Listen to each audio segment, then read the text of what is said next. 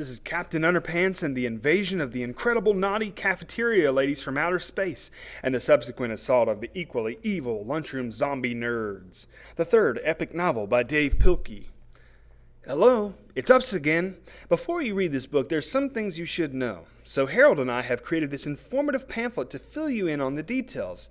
Please don't let this comic fall into the wrong hands. George Beard and Harold Hutchins present a Deny Everything production. Captain Wedgie War's Underpants, Episode 1, The Phantom Principal.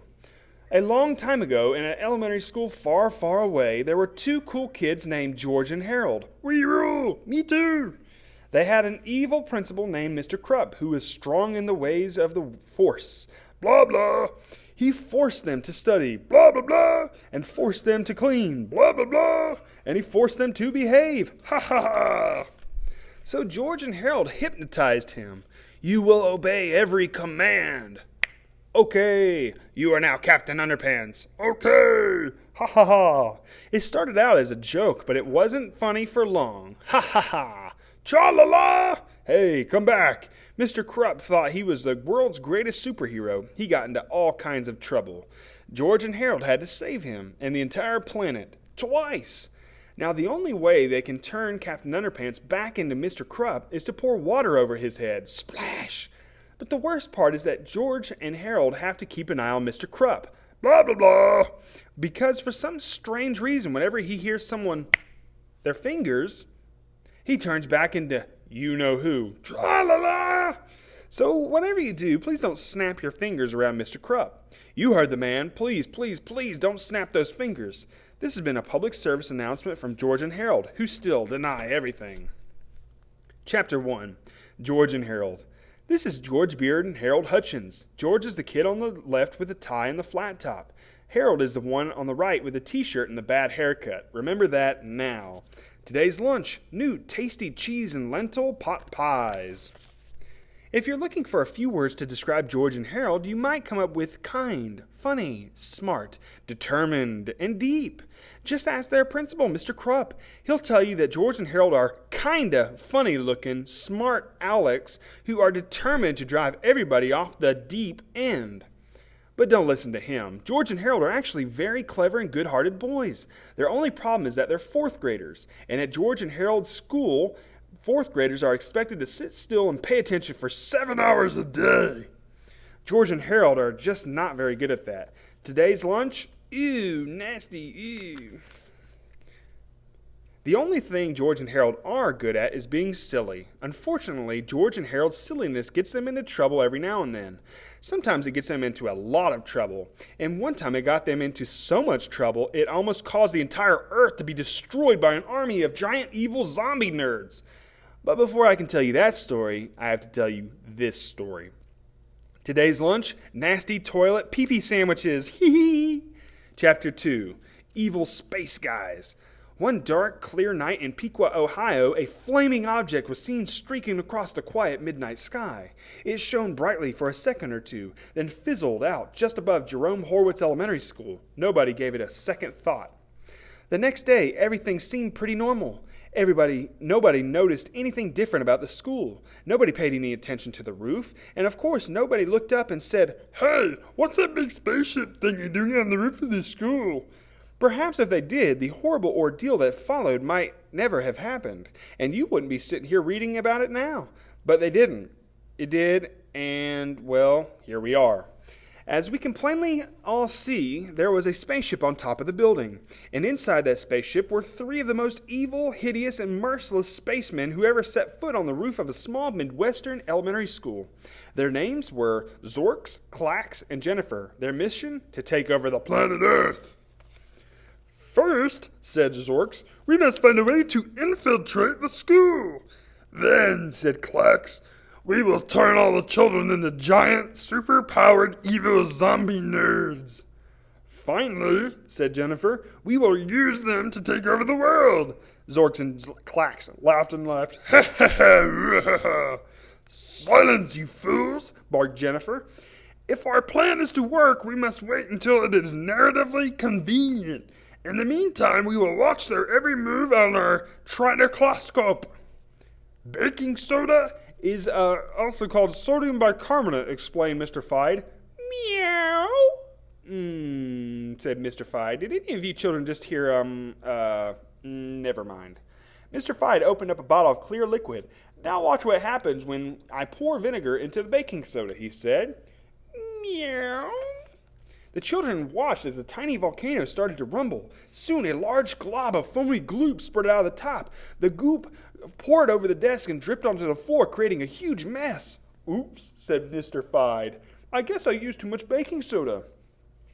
George and Harold were stunned. How did you do that? Asked Harold. Well, said Mr. Fide, the vinegar acts as a liberating agent which releases the gaseous carbonate radical element of the sodium bicarbonate. Meow. Mr. Fide paused. Excuse me, children, I've got to go see a doctor. Mr. Fide put on his coat and hurried out the door. George and Harold got up and studied the messy volcano experiment with great interest. Are you thinking what I'm thinking? Asked George. I'm thinking what you're thinking, said Harold. Chapter 4, The Setup. After school, the two boys raced to George's house and got down to business. George and Harold sat down and began creating a bogus cupcake recipe. We'll just add a box of baking soda and a bottle of vinegar to this recipe, said George, and whoever makes these cupcakes will get a big surprise. Let's add 2 boxes of baking soda and 2 bottles of vinegar to the recipe, said Harold. That way they'll get an even bigger surprise. Good idea, laughed George. Chapter 5, Mr. Krupp's Crispy Cupcakes. The next morning at school, George and Harold strolled into the cafeteria and taped a festive-looking card to the kitchen door. Kitchen, lunch ladies. Soon the lunch ladies arrived. Oh, look, said Mrs. Crank, the head lunch lady. Today is Mr. Krupp's birthday, and he'd like for us to make a batch of cupcakes just for him. Isn't that cute? I've got an idea, said the cook, Mrs. DuPont. Why don't we surprise him in school and make more cupcakes for the entire school? Good thinking, said Mrs. Crank. Let's see now. This recipe serves 10, and we have about 1,000 students and faculty in school, so we'll need 100 eggs, 150 cups of flour, 200 boxes of baking soda, 7 quarts of green food coloring, 50 sticks of butter, 150 cups of sugar, and let's see, 200 bottles of vinegar. Mr. Krupp's Crispy Cupcakes. The lunch ladies scurried about, gathering everything they needed. They dumped the eggs, food coloring, milk, and baking soda into a large vat and began to mix thoroughly. Then somebody poured in the vinegar. Chapter 6, What Happened Next. Note, please shake this book back and forth uncontrollably when you read the following word. Also, shout it out as loud as you can. Don't worry, you won't get into trouble. Kablish! Chapter 6.5. Here comes the gloop. A giant wave of green goop crashed through the cafeteria doors and splashed down the hall, swallowing everything in its path. Book bags, bulletin boards, lunch boxes, coat racks, trophy cases, nothing could stand in the way of the gigantic green glob of goo kitchen. It traveled down the north, east, and west wings of the school, covering everything from the drinking fountains to the text on this page. It swished into lockers and squashed down the stairs. It billowed. It wasn't long before the green gloop began spilling into all the classrooms. Uh-oh, said George. Something tells me the lunch ladies have made more than just one batch of Mr. Krupp's Crispy Cupcakes. But that was their idea, not ours, cried Harold. Speaking of ideas, said George, I've got a good one. What? Asked Harold. Run, cried George. Chapter 7, The Wrath of the Cafeteria Ladies. The next afternoon, as cleaning crews sorted through the sticky green hallways and sticky green classrooms, the cafeteria ladies had a meeting with Mr. Krupp in his sticky green office. But it wasn't even my birthday, cried Mr. Krupp. We all know we know you had nothing to do with this, said Mrs. Crank. We think it was those 2 awful boys, George and Harold. Well, duh, said Mr. Krupp, rolling his eyes. Of course it was George and Harold. But do you have any proof? Proof, said the lunch ladies. Why, George and Harold are always playing tricks on us. Every day they change the letters around on our lunch sign. They put pepper in the napkin dispensers and unscrew the caps on the salt shakers. They start food fights. They go sledding on our lunch trays. They make everybody laugh so the milk squirts out of their noses. And they're constantly creating those awful comic books about us. Chapter 8, Captain Underpants and the Night of the Living Lunch Ladies. Rest in peace. By George Beard and Harold Hutchins. Captain Underpants and the Night of the Living Lunch Ladies. Story by George Beard. Pictures by Harold Hutchins. Late one Friday afternoon, the lunch ladies were cleaning up the cafeteria. There's lots of half-eaten food in this trash barrel. Well, pour it in, and we'll serve it again next week. Waste not, want not. But while they were working, the janitor accidentally locked the school for the weekend. Closed. The lunch ladies were trapped inside. Help! They were forced to eat their own food to survive. Past the lips and over the gums. Look out, tummy, here it comes. Then the janitor returned on Monday morning, and the lunch ladies were dead, victims of their own cooking. Oopsie daisies. The janitor took the dead lunch ladies up the hill to bury them. That looks like a good place. Bury dead stuff here. But it wasn't. Dun dun dun. Warning, this hill is haunted. Whatever you do, don't bury dead stuff here. Crash! Rest in peace. Rest in peace. Help! The lunch ladies arose from the dead. They're hungry for brains, and they just got attacked. They just attacked the gym teacher. But I thought you said they were hungry for brains. Looks like a job for Captain Underpants. What seems to be the problem? Living dead lunch ladies. Don't worry, I'll give them wedgies.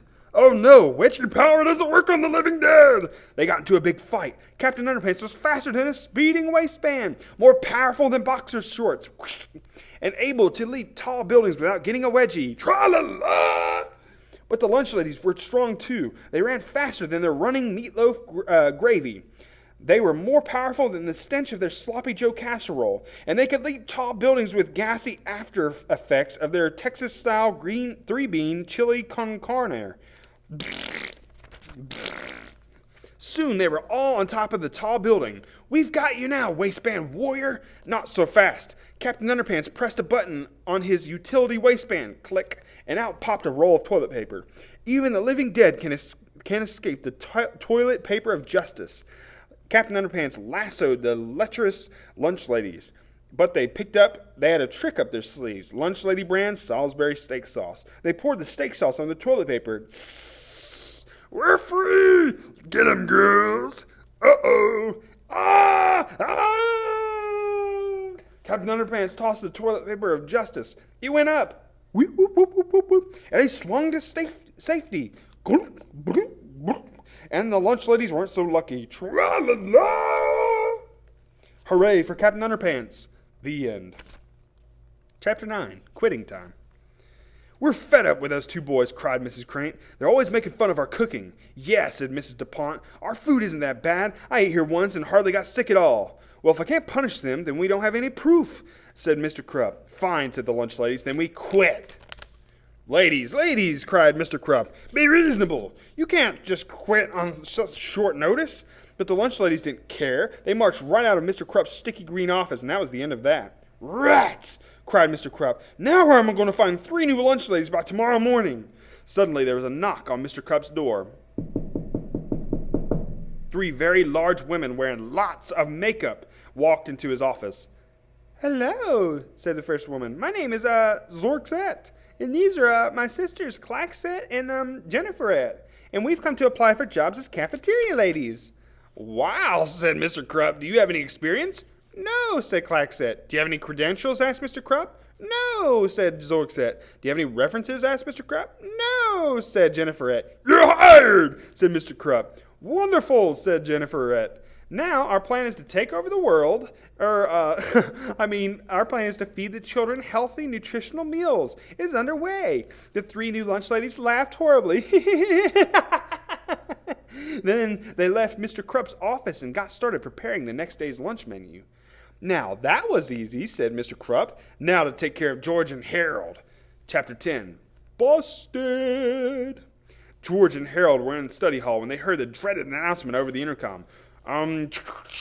George Beard and Harold Hutchins, please report to Mr. Krupp's office immediately. Oh no, cried Harold. We're busted. No way, said George. Remember, what happened yesterday was not our fault. We didn't do it. It was an accident. But Mr. Krupp was not as understanding. I can't prove it, but I know you boys are responsible for yesterday's disaster. Mr. Krupp said, I'm going to punish you by taking away your cafeteria privileges for the rest of the year. No more cafeteria food for you. No more cafeteria food, whispered Harold. I thought he was going to punish us. Yeah, George smiled. Maybe if we work really bad, he'll take away our homework privileges too. I heard that, screamed Mr. Krupp. From now on, you boys are going to have to pack your own lunches and eat in my office so I can keep an eye on you. Rats, said Harold. But we didn't do it, George protested. We didn't do it. Too bad, bub, said Mr. Krupp.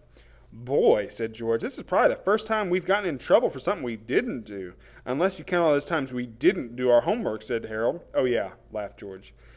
Chapter 11, Brown Bagging It.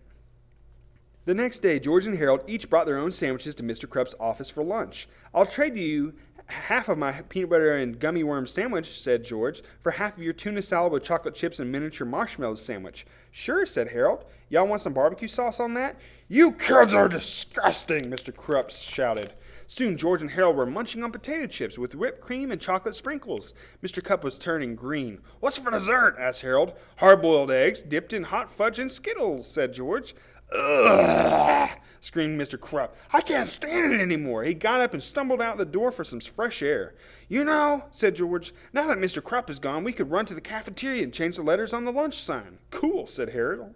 Today's lunch, freeze-dried worm guts, Boston-baked boogers, zombie nerd milkshakes. So George and Harold sneaked to the cafeteria, but when they read the lunch sign, they were a bit confused. What's going on here? Said George. It looks like somebody already changed the sign, said Harold. Forget the sign, said George. Look at everybody. They've changed. It was all true. All the kids and teachers in school were entering the cafeteria looking as normal as ever, but they were leaving the cafeteria quite different. Look, cried George. They're all wearing broken eyeglasses held together with masking tape, and they've all got vinyl pocket protectors. They've all turned into nerds, Harold gasped. And look at their skin, said George. They're all gray and clammy. That could mean only one thing. They're zombie nerds, asked Harold. I'm afraid so, said George. Let's just hope they're friendly, said Harold. Who ever heard of a friendly zombie nerd, asked George. I'm afraid, Harold whined. There's no time to be afraid, said George. We've got to get to the bottom of this. That's what I'm afraid of, said Harold. Chapter 12, The Bottom of This. George and Harold crawled into the cafeteria and sneaked through the kitchen doors. There they hid behind a table while the incredibly naughty cafeteria ladies from outer space discussed their plans to take over the world. Look at those puny earthlings, laughed Zorks. They're all drinking evil zombie nerd milkshakes and transforming before our very eyes. It won't be long now, said Clax. Tomorrow we'll feed them super evil rapid growth juice, and then they'll grow into the size of lizard trees. Exactly, sneered Jennifer. Then we'll unleash our giant evil zombie nerds upon the earth, and soon the planet will be ours. The three evil space guys threw back their heads and laughed hysterically. We've got to tell Mr. Krupp about this, Harold whispered. Right, whispered George, but first we've got to get rid of that super evil rapid growth juice.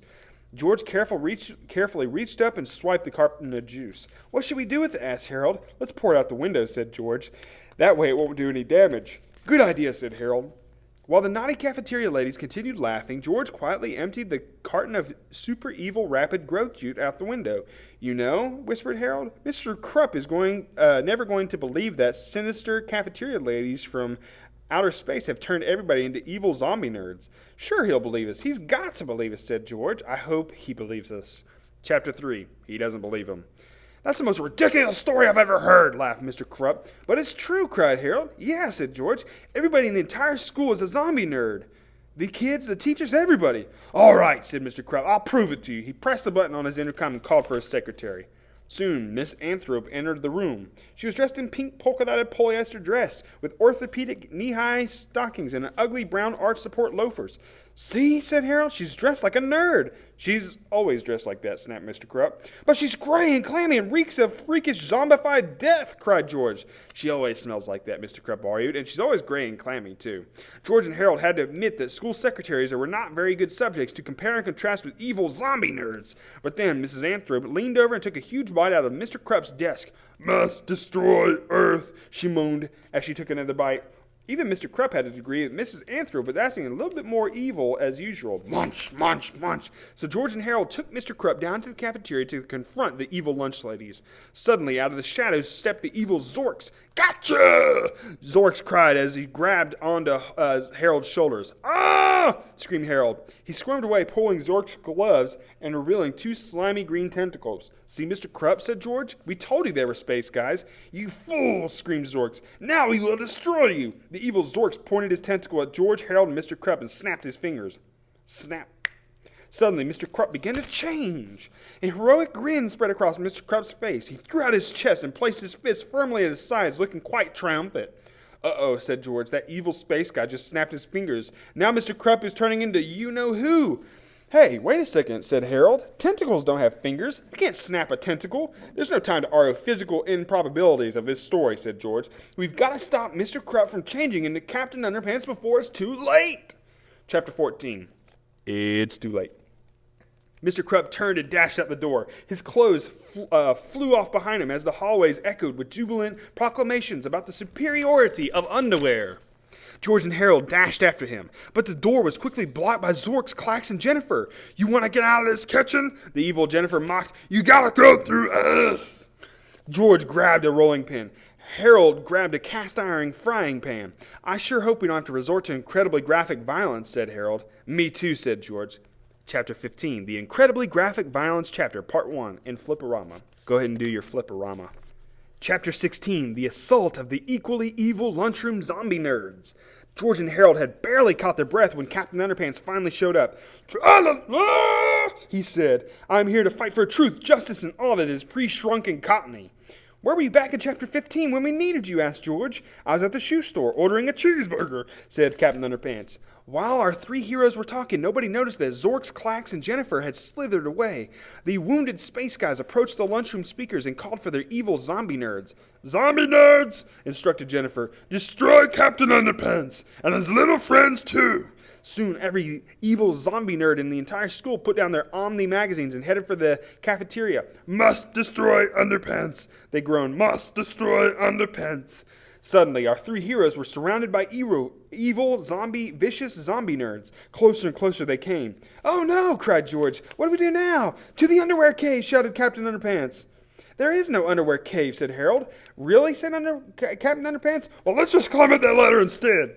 George, Harold, and Captain Underpants scurried up the ladder, and soon they were all on the roof. We're all safe now, said Harold. Yep, said George. That's for sure, said Captain Underpants. Chapter 17. Oh, yeah? It didn't take long before George, Harold, and Captain Underpants looked behind them. Hey, said Harold, what's that big spaceshipy thingy doing on the roof of the school? And where did you get that super evil, rapidly growing dandelion come from? Asked Captain Underpants. George and Harold gasped. And they looked at each other in sudden panicked realization that only children who have accidentally created a giant mutated green nuisance would know. Stammered George. We have no idea how that happened. Yeah, said Harold. Absolutely no idea at all. At that moment, the door of the roof swung open. Zorks poked his evil head out and shouted, We've got you now! With no place else to run, our three heroes quickly scurried up the ladder of the big spaceship thingy and closed the door behind them. Inside the spaceship, George, Harold, and Captain Underpants discovered a refrigerator filled with strange juices. Look, said George, here's a carton of anti-evil zombie nerd juice. How convenient. And look at this, said Harold, a carton of ultra-nasty self-destruct juice. Now this could come in handy. And look what I found, said Captain Underpants, a whole carton of extra-strength superpower juice. Hey, give me that, said George, snapping the carton out of Captain Underpants' hands. Chapter 18, Space Slaves. Suddenly, the door of the spaceship swung open, and there were three evil space guys slithered inside. Step away from the refrigerator, screamed Jennifer, and get into that jail cell. George and Harold hid their juice cartons behind their backs, and our three heroes stepped quickly into the jail cell. Zork started up the engines, and the spaceship lifted off. It rose a few hundred feet in the air and hovered over the school. You three puny earthlings are very fortunate, said Jennifer. You will get to witness the destruction of the planet from the safety of your jail cell. Afterwards, you will have the honor of being our obedient space slaves. Oh, man, George and Harold said. Quickly, Zach, said Jennifer, give me a carton of super evil rapid growth juice from the refrigerator. We can pour it into our spray gun and shower it upon our evil zombie nerds. Chapter 19, The Big Switcheroo. Clax returned with a carton of super evil rapid growth juice and placed it on the control panel. Soon, said Jennifer, Earth will be ours. The three aliens threw back their heads and laughed and laughed. Ha ha ha! Suddenly, George got an idea. He whispered to Harold for a second or two, then he quietly reached through the bars of the jail cell and swiped Clax's carton of super evil rapid growth juice. George carefully peeled the label off his carton and snuck it over the label of his ultra-nasty self-destruct juice. While he was busy doing that, Harold reached through the bars and switched the labels of the spray gun and the fuel tank. Finally, George reached back through the bars and put his carton of ultra-nasty self-destruct juice, which now read super evil rapid growth juice, on the control panel. I don't get it. whispered Captain Underpants. The fuel tank now says spray gun, and the spray gun now says fuel tank. And the rapid growth juice has been replaced with self-destruct juice. What's it all mean? You'll find out, said Harold sadly. When the three evil space guys had finished laughing triumphantly, Jennifer reached for the carton that read super evil growth juice and poured it into the nozzle that read spray gun.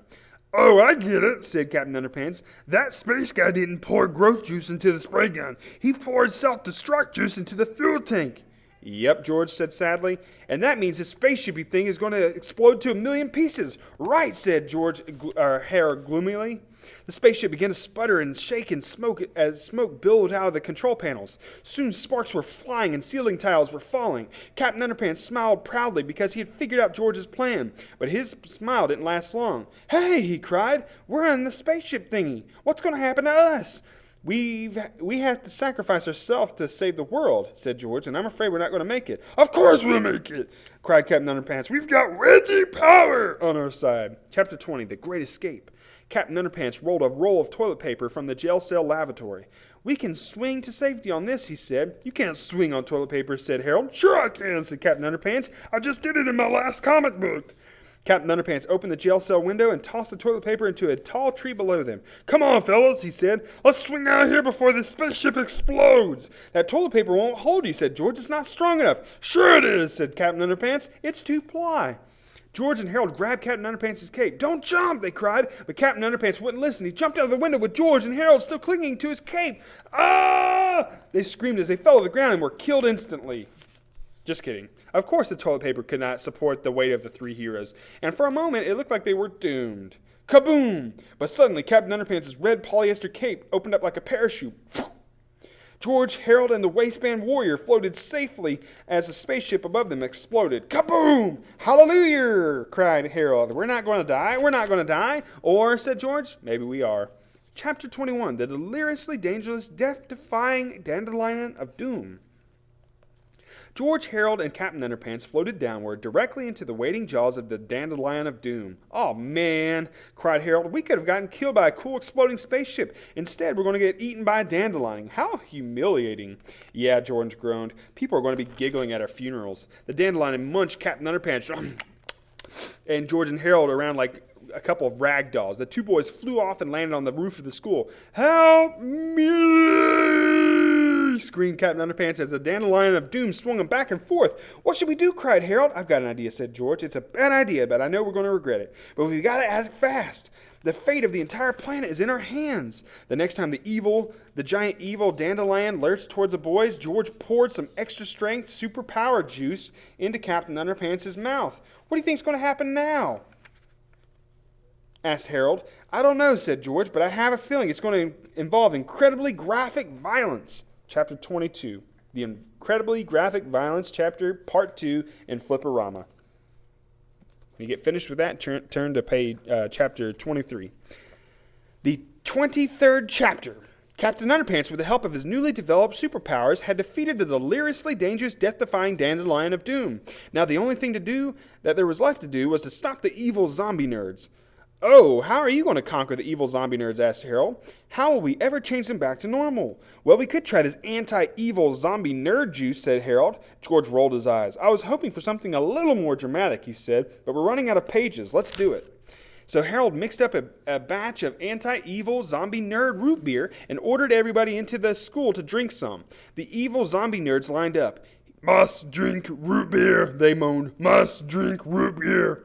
When the last zombie nerd had swallowed up his last sip of root beer, George ordered Captain Underpants to get dressed up like Mr. Corrupt. But I'll lose my superpowers if I can't put on my clothing, said Captain Underpants. The power of underwear must be... Just put on the clothes, bub, George instructed. Captain Underpants did what he was told, then George poured water over the hero's head.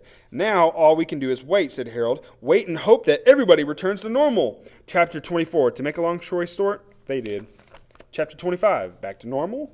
Hooray, said Harold. It's great to have everybody back to normal. Yep, said George, that's for sure. But back to normal probably wasn't the best choice of words. For a while, the students and faculty were the same as they've always been. Something had definitely changed about Mr. Krupp.